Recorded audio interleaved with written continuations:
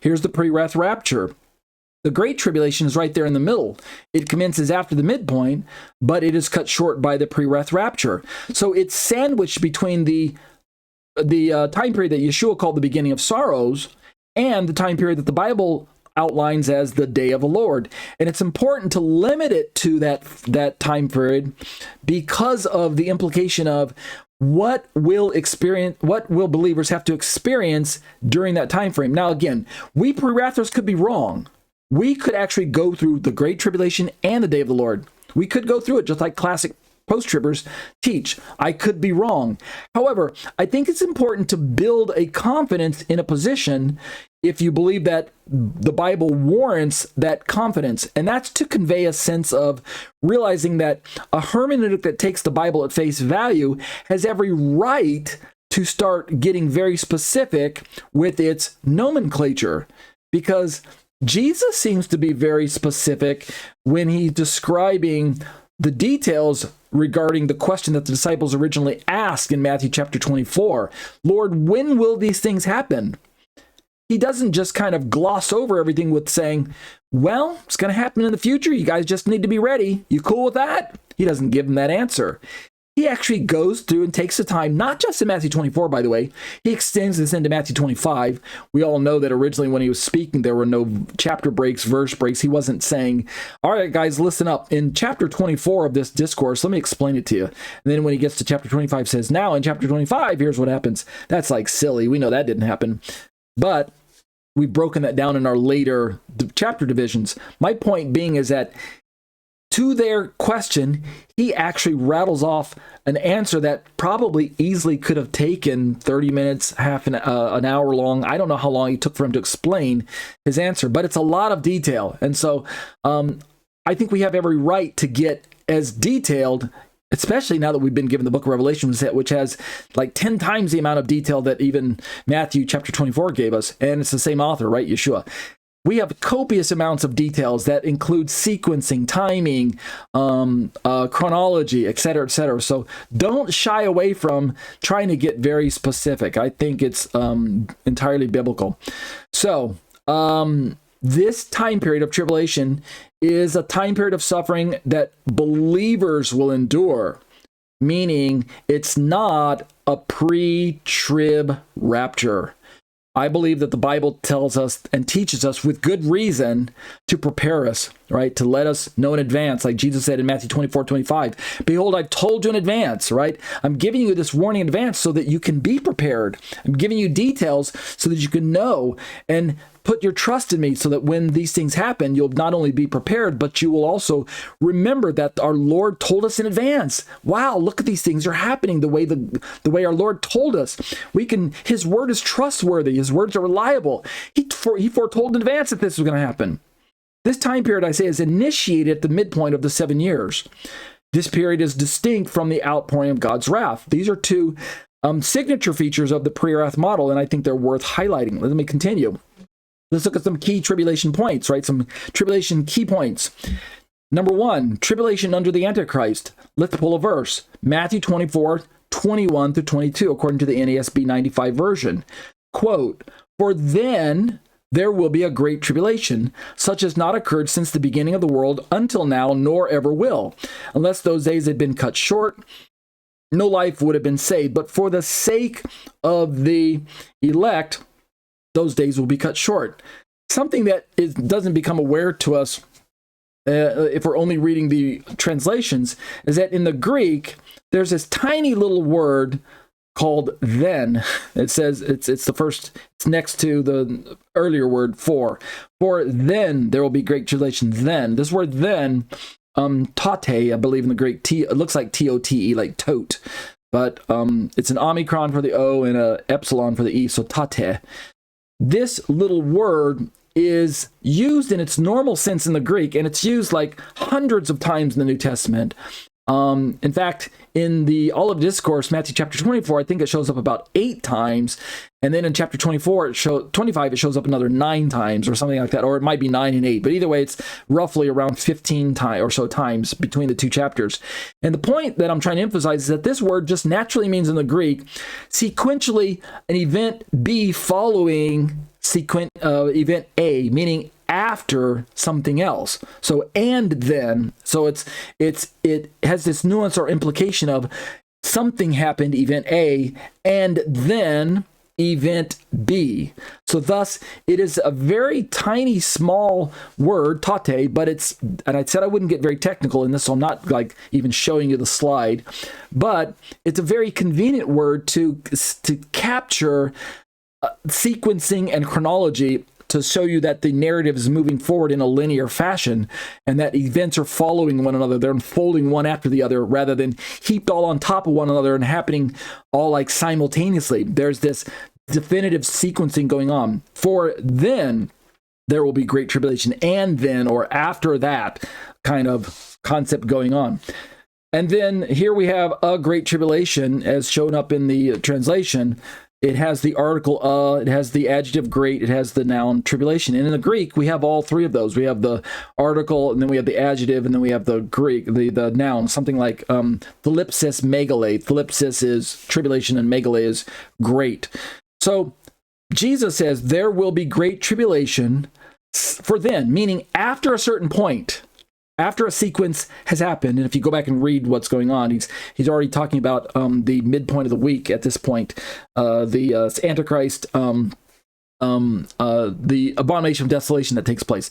For then there will be a great tribulation such as not occurred since the beginning of the world until now. This echoes language that goes all the way back to Daniel chapter 12. Nor ever will. Right? It's an unequaled time period. It hasn't happened. It hasn't been this rough yet, at least when Yeshua was talking, and it won't be this rough ever again, according to Yeshua's words taken at face value. And then notice what he says after that. Unless those days had been cut short, no life would have been saved, but for the sake of the elect, those days will be cut short. And I've already waxed eloquently in other teachings about this, so I don't need to belabor it too much, but if we take Yeshua's words at face value about something being cut short, and the Greek word used for cut short here is a word that implies amputation, meaning shortened from its original length, not just originally planned to be shorter, but rather originally planned to be longer, but cut short at a later decision. So that's the force of the Greek verb that we would translate as amputated. I gave you an example of I'm born with legs at a certain length, but if because of some horrible accident I have to get one of my legs amputated, it then becomes shortened from its original state. That's the force of the Greek word used here when he says those days being cut short. And he says it twice, right? If those days hadn't been cut short, and why they're cut short. I believe that the best way to harmonize Yeshua's words with Daniel's words and John's words in the book of Revelation that describe this time frame of 7 years broken up into 3.5 and 3.5, I believe the best way to understand Yeshua's words is that it's the tribulation that's cut short and not the 3.5 years that's cut short, nor is it the 7 years that are cut short. Understand what I'm saying? So all of the passages are harmonized in this way, and there's no confusion or contradiction across the narratives. Daniel says it's 7 years long, broken up into 3.5, 3.5.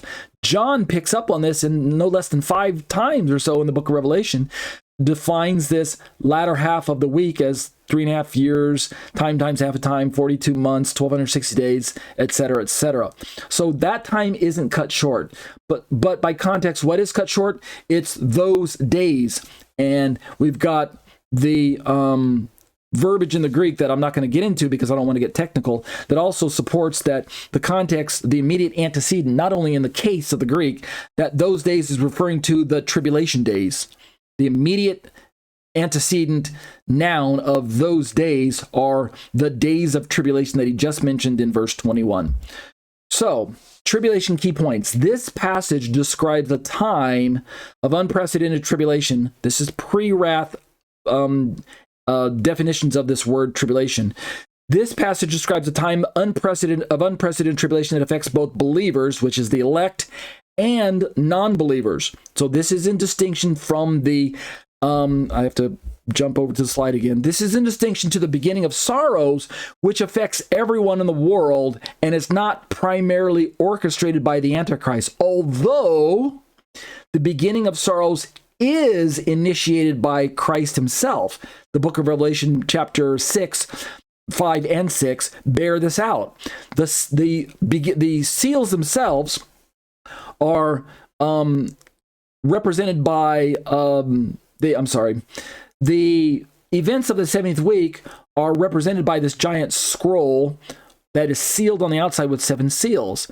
And the 7 seals represent preconditions before the contents of the scroll can be accessed. This is according to ancient scrolls that were being used in the time of the first century and earlier.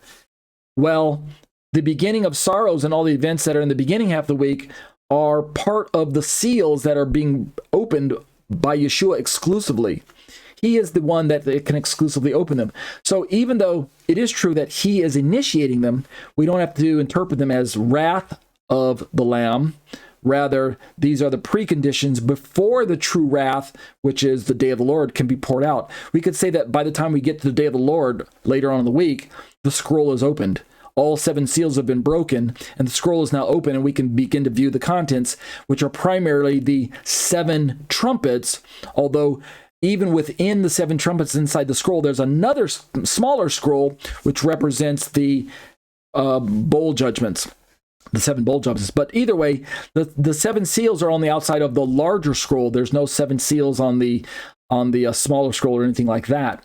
So I said all that to say that the beginning of sorrows, the first 3.5 years, seems to be indicative of bad stuff that happens on planet Earth, but primarily to everyone on Earth, all Earth dwellers. It's not singling out Jews and Christians for some special localized or even worldwide tribulation like the Great Tribulation does. So this passage that Yeshua talked about with the Great Tribulation, it affects the elect, which if you're talking Old Testament, the elect would be national Israel. But if you're talking New Testament, the elect must include believers like churchgoers, so it does affect believers, the elect, and non-believers in a sense that, how do I say this? Because I think I'm a bit confusing here. The passage describes a time of unprecedented tribulation that affects both believers, the elect, and non-believers. Primarily, it is tribulation against the believers. I didn't write this very well. I think I'll go back and make this more clear. The non-believers, i.e., people in the world that are also affected by the Great Tribulation, I believe that part of their effect is positive, and I didn't spell this out. They cry peace and safety. They take the mark of the beast, which is, as far as I can tell, initiated at the middle point as well, when the Antichrist is revealed in the temple. He implements this mark of the beast, a one-world system that allows him to control all of the commerce in the world. He also implements some sort of one-world religion, government, as well as commerce. But just looking at the effects on the rest of the world, we can see that, in a sense, the Antichrist needs peace to reign and not chaos. He needs for there to be a sense of stability in order for his empire to run and for his machine to grind around the world and trample and take control, but at the same time win the hearts of those who name his name as their God, right? Because he's going to declare himself to be God. So the point I'm trying to say is that the effect that this time period will have on the unbelievers won't be pain and suffering like it is for Jews and Christians, the elect. It'll be diametrically opposite. It will be peace and safety. In fact, they will be crying peace and safety right up until the time when the day of the Lord is initiated by the rapture event. Paul tells us that this in his Thessalonian letters. They're going to be crying peace and safety. They think everything's fine. According to Yeshua's words in Matthew, they will be marrying and giving in marriage, eating and drinking, just going on about their normal lives, because the Antichrist will make it possible for them to go about their normal everyday lives because they've taken the mark and sworn allegiance to him. So how will this time period affect non-believers?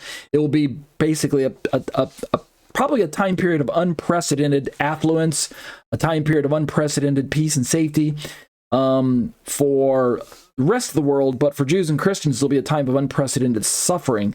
So I think it stretches the imagination to understand how both of those time periods could coexist, but I have to try and balance the tension between what the Bible describes as the worst time period on the world for some groups, but a time of seemingly unparalleled peace and safety. So maybe I need to rewrite that. That first sentence I think is a bit confusing, so I apologize. I go on to say, however, the emphasis is on persecution against Jews and Christians. So even though I did say non-believers, the emphasis is on persecution against Jews and Christians, particularly by the Antichrist, but also includes others, meaning Jews and Christians are going to be the object of Antichrist's persecution. Primarily, he's going to go after us. But according to Yeshua's words, there will be a marked amount of betrayal on the part of, say, family members against us, friends and neighbors and co-workers against us as believers, turning us in, right? People will be doing whatever they can to save their own skin and not go under the knife. Besides, if they're not a true believer, they're going to take the mark anyway, but they're going to rat us out. Jesus warns us in advance that family members will betray one another during this time. So don't be surprised if during that day, people who aren't unbelievers that you know, they're your friends now, but in that day, they'll turn against you. I'm not saying they will, but I'm saying don't be surprised if they do. Let's keep going. Let me look at my time. All right. Wow, it's amazing that we're doing so well by way of time. I feel like I'm losing time, but I'm showing that I've got lots of time left. Let's keep going with our key points of our tribulation. Number 2, but the believer's experience. What will it be like for us? Let's jump into Revelation for this quote. In Revelation 13:7, it reads this way, quote, It was also given to him, speaking of the Antichrist, to make war with the saints and to overcome them, and the authority over every tribe and people and tongue and nation was given to him. I mention this verse because it's important for us to realize that this theory, this speculation, this postulation, this hypothesis that's put forth by some classic post-tribbers that we're all going to be here all of us, both Jews, Gentiles, believers, unbelievers, all of us are going to be on planet Earth right up to the very end before rapture takes place. And that the way that God's going to spare us from pouring out the wrath of God, they say, is that God's going to shelter us somehow. He's going to recreate what happened in the plagues in Egypt. He's going to put some believers in Goshen and allow the plagues to pass over them. And then he's going to put the rest of the world in the other parts of Egypt. Maybe he might do that. Also, God is going to have to somehow supernaturally protect Christians who aren't living in Goshen, because as you and I both know, Christians are scattered throughout the world. We're everywhere in the world right now. So, how will we be spared from the wrath of God? Well, I maintain, according to the Prewrath perspective, which is based on the research that I'm holding to right now, that it's not necessary for God to supernaturally protect Christians because he's already promised to rescue us. And there are enough passages along with specific details given that indicate that there will be a physical rescue, not just a kind of sheltering in place type of rescue, a sparing. However, having said that, we do realize that unbelieving Israel, national Israel, is part of the picture, a very important part.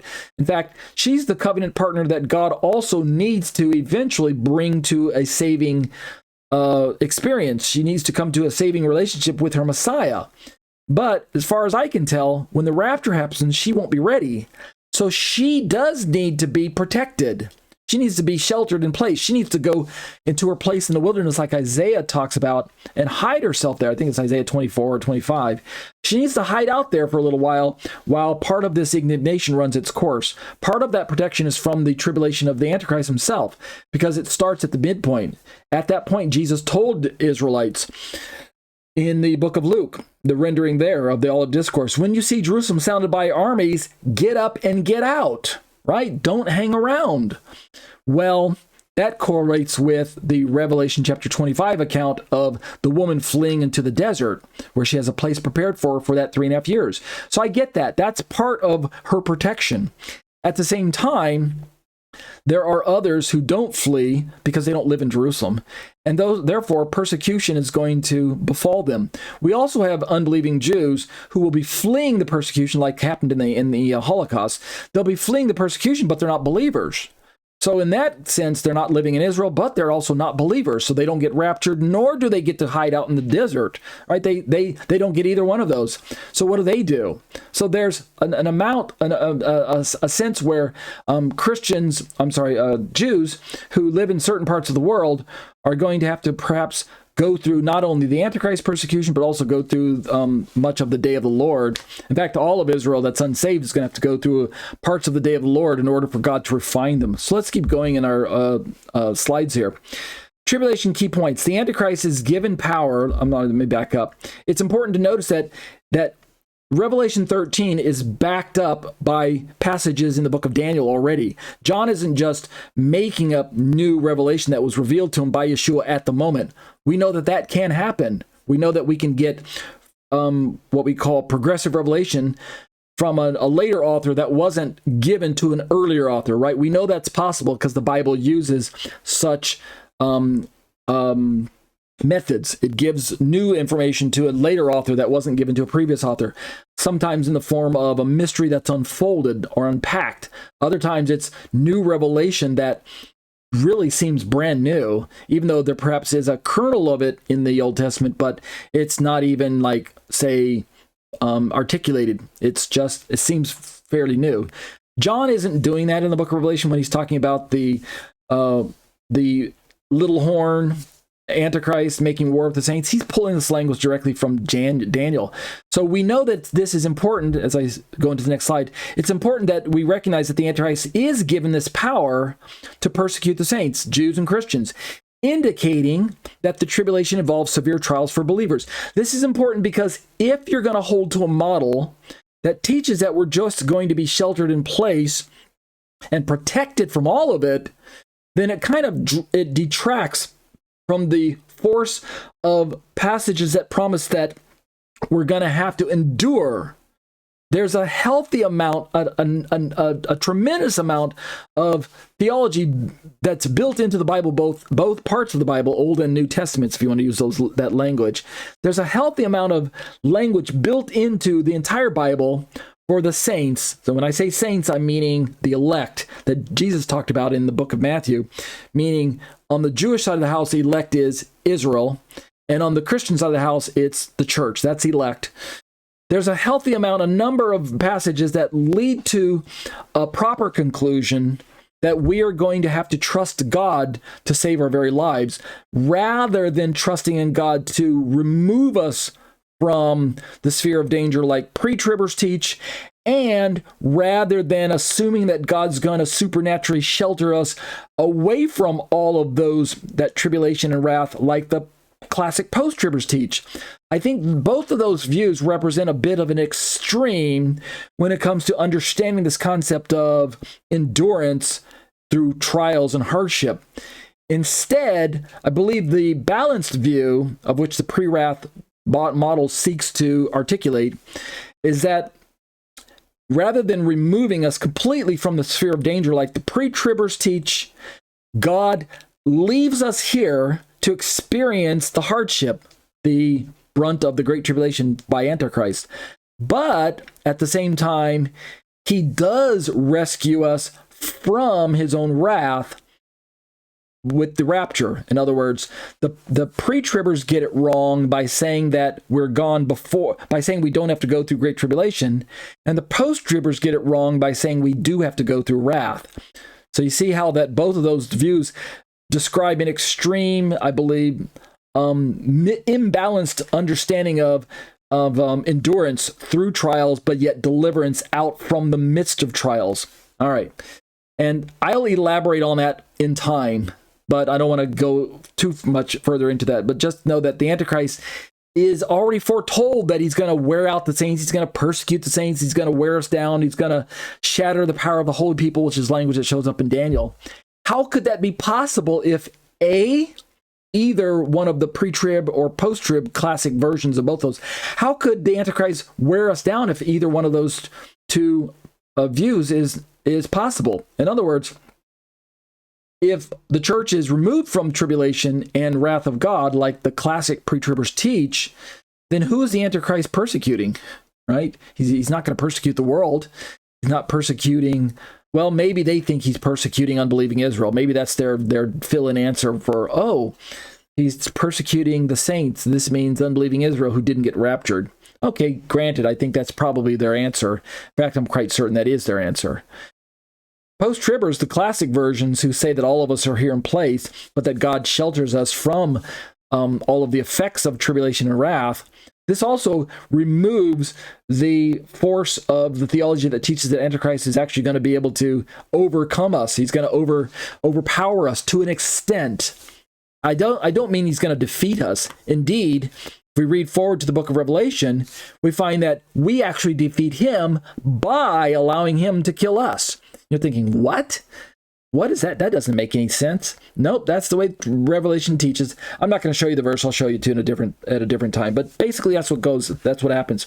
The way we defeat Antichrist as Christians is not by defeating him, as in by killing him or anything like that. Rather, we defeat him by what? You ready for it? Allowing him to kill us. That's how we overcome him. That's how we defeat him, which doesn't seem to make sense. But it's because the victory is in Messiah. It's because in our death, Messiah resurrects us, and then in so doing, we demonstrate that death is weaker than the power of resurrection. Resurrection has defeated death, and therefore, by us dying, we demonstrate that biblical truth that Jesus has overcome death. Right? He overcame death himself by resurrecting. The devil thought he won by killing him on the cross, by crucifying him, but he didn't realize that God was setting up the ultimate defeat of Satan by raising his son from the dead. And in so doing, death has been defeated. The ultimate weapon that Satan has is death. And yet Jesus says, nope, you can't hold me down. Death won't hold me down. I'm more powerful than that. And that's what God demonstrated by raising his son from the dead. So hallelujah.